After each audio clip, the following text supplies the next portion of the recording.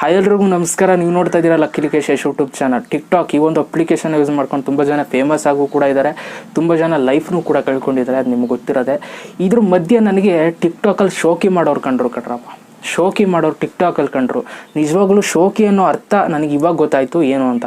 ಯಾಕೆ ಅಂತಂದರೆ ತುಂಬ ಜನಕ್ಕೆ ಇದ್ರ ಬಗ್ಗೆ ತುಂಬ ಐಡಿಯಾ ಇಲ್ಲ. ಶೋಕಿ ಅಂತಂದರೆ ಹೇಗಂತಾರೆ ಅಂತಂದರೆ, ಇವಾಗ ಯಾರೋ ಒಂದು ವ್ಯಕ್ತಿ ರೋಡಲ್ಲಿ ಒಳ್ಳೊಳ್ಳೆ ಬಟ್ಟೆಗಳನ್ನ ಡೈಲಿ ಒಂದೊಂದು ಹೊಸ ಬಟ್ಟೆ ಹಾಕೊಂಡು ಓಡಾಡ್ತಾ ಇದ್ರೆ ಅವ್ನಿಗೆ ಶೋಕಿ ಅಂದ್ಬಿಡ್ತಾರೆ. ಅವ್ರ ಅಪ್ಪ ಅಮ್ಮ ದುಡ್ಡಲ್ಲಿ ಶೋಕಿ ಮಾಡ್ತಾ ಇದ್ದಾನೆ ಅಂತ ಅಂದ್ಬಿಡ್ತಾರೆ. ಅದಲ್ಲ ಶೋಕಿ. ರಿಯಲ್ ಶೋಕಿ ವಿಡಿಯೋ ಇವಾಗ ನಾನು ನಿಮಗೆ ತೋರಿಸ್ತೀನಿ. ಅದು ಶೋಕಿ ಅನ್ನೋದು.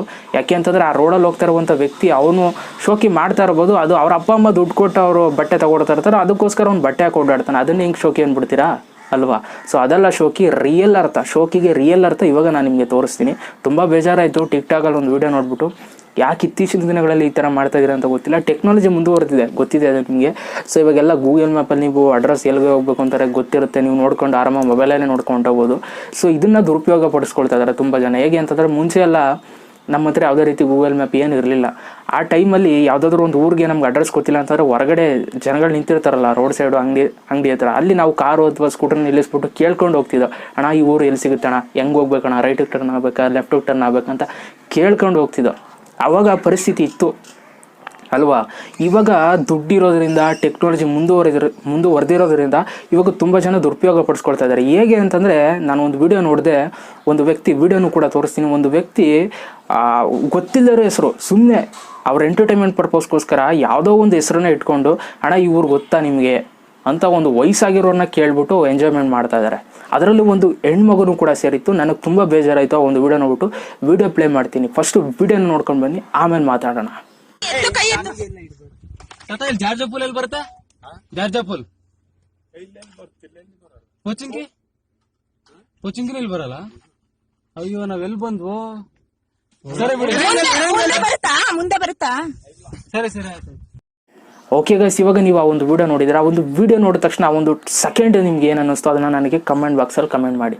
ಓಕೆ, ನಿಮಗೂ ಕೂಡ ತುಂಬ ಬೇಜಾರಾಗಿರುತ್ತೆ ಅಂತ ಅಂದ್ಕೊಳ್ತೀನಿ. ಬೇಜಾರಾಗೇ ಆಗುತ್ತೆ. ಯಾಕೆಂತಂದರೆ ಅವ್ರಿಗೆ ತುಂಬ ವಯಸ್ಸಾಗಿದೆ, ಬಿಸಿಲಲ್ಲಿ ನಿಂತಿದ್ದಾರೆ. ಅಂಥವ್ರನ್ನ ನಿಲ್ಲಿಸ್ಬಿಟ್ಟು ಇವರು ಕಾರಲ್ಲಿ ಕೂತ್ಕೊಂಡು ಆರಾಮಾಗಿ ಕ್ವಶನ್ಗಳನ್ನ ಕೇಳ್ತಾ ಇದ್ದಾರೆ. ಅದನ್ನು ವಿಡಿಯೋ ರೆಕಾರ್ಡು ಕೂಡ ಮಾಡ್ತಾ ಇದ್ದಾರೆ.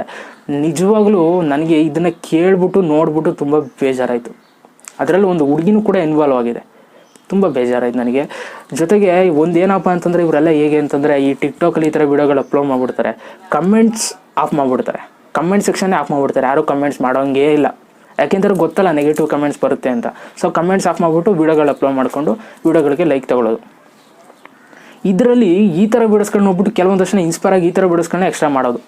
ಹೆಂಗೆ ಅಂತಂದರೆ, ಈಗ ಯಾರೋ ಒಬ್ಬ ಬೆಂಗಳೂರಲ್ಲಿ ಮಾಡಿದ್ದಾನೆ ಅಂತಂದರೆ ಇದನ್ನು ನೋಡ್ಬಿಟ್ಟು ಮಂಡ್ಯದವನೊಬ್ಬ ಮಾಡೋದು.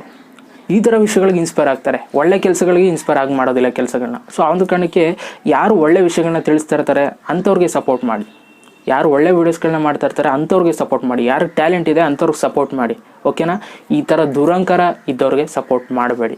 ಲೈಕಲ್ಲ, ನೀವು ವಿಡಿಯೋನ ನೋಡೋದಕ್ಕೆ ಹೋಗ್ಬಿಡಿ. ಆ ಥರ ವಿಡಿಯೋ ಬಂತ ಸ್ವೈಪ್ ಮಾಡಿಬಿಡಿ. ಟಿಕ್ ಟಾಕಲ್ಲಿ ಆ ವಿಡಿಯೋ ಟ್ರೆಂಡೇ ಆಗಲ್ಲ, ವೈರಲ್ಲೇ ಹೋಗಲ್ಲ.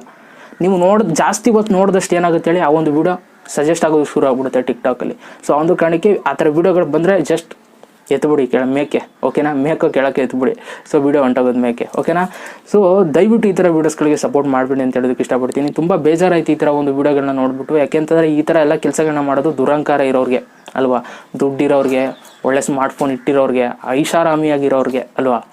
ಸೊ ಈ ಥರದವ್ರಿಗೆ ದುರಂಕಾರ ಕಮ್ಮಿ ಆಗಬೇಕು ಅಂತಂದರೆ ನಾವು ಇಂಥ ವೀಡಿಯೋಸ್ಗಳನ್ನ ನೋಡೋದನ್ನ ನಿಲ್ಲಿಸ್ಬೇಕು.